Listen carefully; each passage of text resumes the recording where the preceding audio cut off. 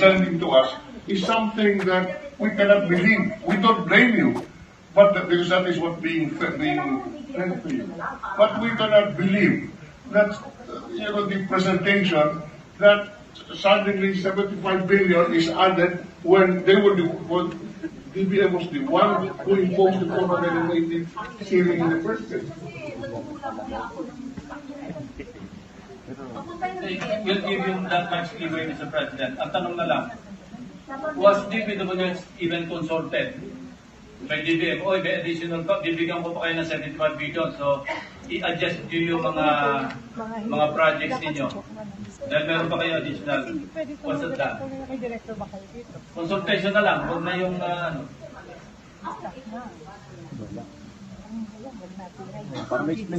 or it just drops out. At doon na lang nalaman ng DPWH. 555 na pala tayo.